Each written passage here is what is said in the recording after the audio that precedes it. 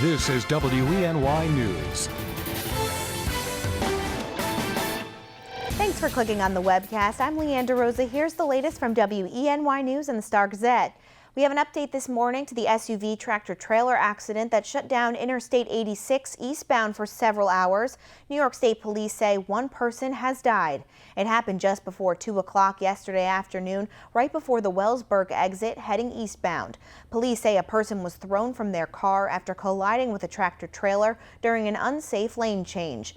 The name of the person who died will not be released until the family is notified. The truck driver was taken to a local hospital where he was treated and released. In a unanimous decision, the Steuben County Legislature has adopted their 2016 budget. The $175 million budget is expected to maintain county services with some increases for the public works and safety departments. The spending plan includes a levy of $50 million with a slight tax rate decrease. Property taxes will depend on where you live, but the budget came in under the New York State property tax cap.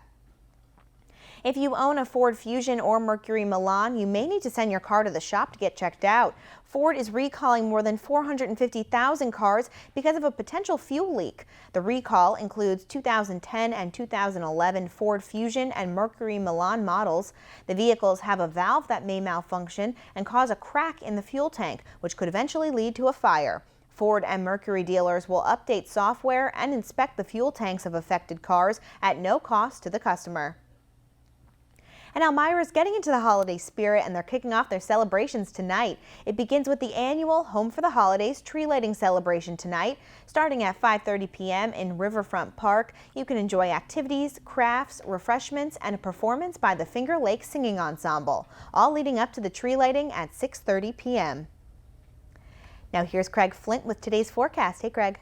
Hey there, Leanne. Good morning to you. Good morning, everyone. As expected, a cold start with temperatures in the 20s, and we have this kind of like weak weather front trough, whatever you want to call it, coming through, trying to produce flurries.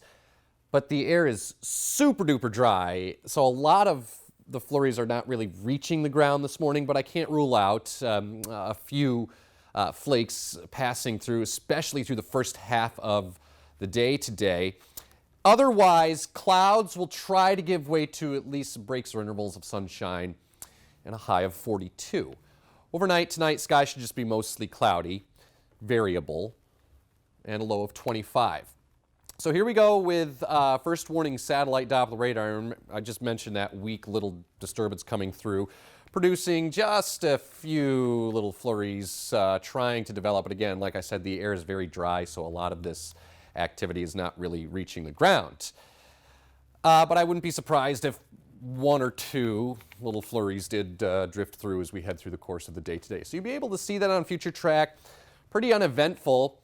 Clouds, and again, maybe one or two flurries moving through, and highs a little bit better today in the 40s. Then overnight tonight, cloud cover varies. Lows in the 20s.